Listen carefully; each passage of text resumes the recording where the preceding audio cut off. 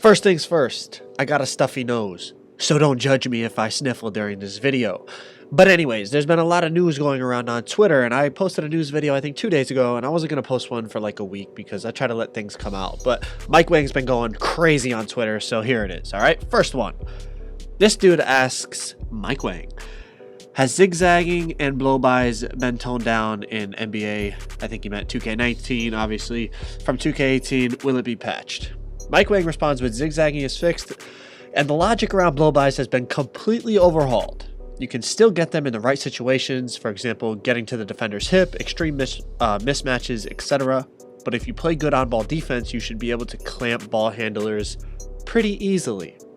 So I'll leave it up just so you can kind of examine it for yourself, and then we'll cut back to the gameplay. But this is very interesting because this is one of the biggest complaints that the community as a whole had, was the zigzagging and the blow-bys. And all the 2K YouTubers that went and tested the game basically said it's been patched, but we didn't know what to believe. Now this is coming straight from one of the lead developers for the game. So this is obviously one of the focuses they had this year because they heard our complaints. And listen, we criticize them a lot, but we have to give them credit when credit is due. And if they really did patch zigzagging and blow-bys, then that is great news for 2K19. That means the game is going in the right direction. But it's also good to see they kept it realistic, because obviously you can blow past somebody in basketball, but you just have to do it in the right situation, not just sprint straight into them. Okay, next one. Can a sharp still hit me with a snatchback and have an open 300% of the time? Mike Wang responds with, nope, snatchbacks can't be cheesed like that this year. So that's another main complaint this year that a lot of people had was, and listen, some of you said, like, when I talked about snatchbacks, you guys were like, listen, that's stupid. In basketball, you can do a snatchback. Yeah, no shit, you can do a snatchback, bro.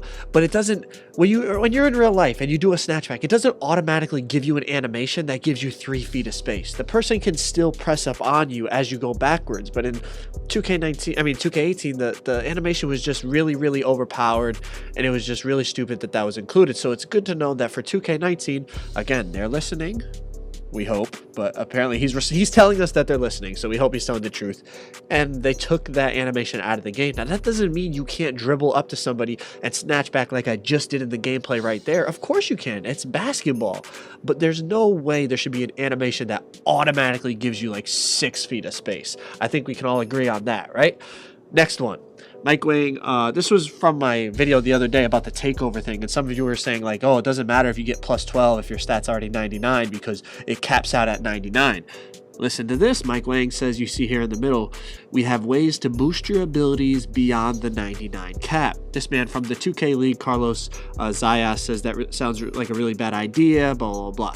And Mike Wang says it's not as OP as it sounds, and I'll be monitoring the community closely every day to make sure all builds are properly balanced. So a lot of you that were in the comments like going back and forth about how you can't get a rating to go over 99, obviously Mike Wang is telling you right now, listen, it's not going to say you have 111 three-pointer, but he's telling you the way you play, the way your player performs, you're going to have higher than a 99 forever. You know, for example, three-pointer, steal, whatever the attribute we're talking about is. Your guy's going to perform when he's got that takeover thing like he's got 100 and something steal, 100 and something ball handling, or whatever the case may be. So those of you that were arguing that 99 is the cap, Mike Wang has just told us that it's not. But he's also saying it's going to be balanced enough for every archetype that it's not going to be super overpowered and break the game. You know, hey, we'll see. And he says he's going to be monitoring the community closely. Listen, I'm not here to bash anybody, but we will see about that. I hope that they are telling the truth. You know, I'm trying to be as optimistic as I can. And hey, right now, we'll give them the benefit of the doubt until we see otherwise. How are the walking size ups? Mike Wang responds, the only way to trigger them is to tap the right stick up. So you won't be firing them off accidentally in the middle of your crazy dribble combos like last year. Looking forward to your feedback on the changes to dribbling though. I'm pretty sure you'll like the new stuff you can do. Interesting. So I'll leave it there for a second just so you can read it over if you want. One of the biggest complaints people had about dribbling this year was walking size ups. You're trying to do a momentum, you're trying to combo up, and your dude's stuck there doing some little like left right with the ball in one hand, and your dude's walking slowly forward into the defender, completely ruining any like rhythm you had in your dribble. You'd have to hop step out of it and then go back into your combos. Well, Mike Wang's saying walking size ups are still in the game, but the only way to trigger them is to flick the right stick straight up, which I really don't understand why you would want a walking size up in the first place, but hey, I guess. But at least we know that you're not going to accidentally get them anymore. The only way to get them is by flicking the right stick up. So at least we're in control of it from what it sounds like. And you know, he's saying we're going to be excited for the dribbling. So hopefully that's true as well, because obviously dribbling is one of the most entertaining things on the game. The next one, this man asked Mike Wang, what about any info as far as defense? It seems like all the info being put out is geared towards offense. Will I be wasting my time creating a pure lockdown or a pure rim protector? Please hit me up on this one, Baluba. Mike Wang responds with, defense is a major focus for 19, which we've heard before. I mentioned this before, but a good lockdown or rim protector is going to be very valuable this year. They will cancel out offensive boosts, get special defensive stop resolutions in body ups, unique block content, and more. Now that's a lot to digest. Special defensive stop resolutions? Bruh, what are you talking about, my guy? Like, what are we...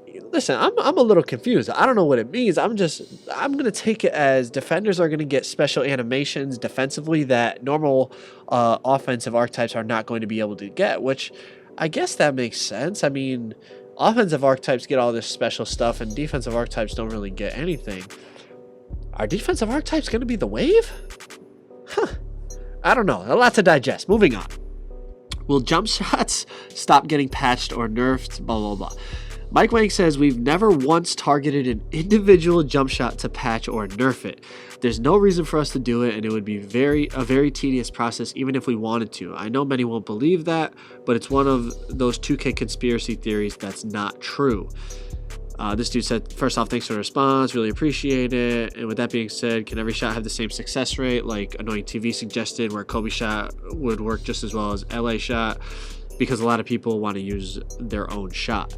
Mike Wang said, in theory, they should all have the same success rate. Now, this is very interesting because there's websites out there which will remain nameless that are either scamming you or Mike Wang is lying to you. There's websites out there that charge for jump shot charts for the best base of a jump shot, statistically proven. But apparently, according to Mike Wang, they all have the same statistical base, chance of going in. Obviously, we might prefer one or the other because of how smooth it is, the speed of it, and whatnot. But according to Mike Wang, they're all the same. So some of these websites, y'all better be careful, man. Stop wasting your money. That's all I'm going to say. I'm not going to go into detail. But somebody's lying here. I don't know who it is, man. But here's the news. That's all I got for you. I hope y'all have a great night. Peace.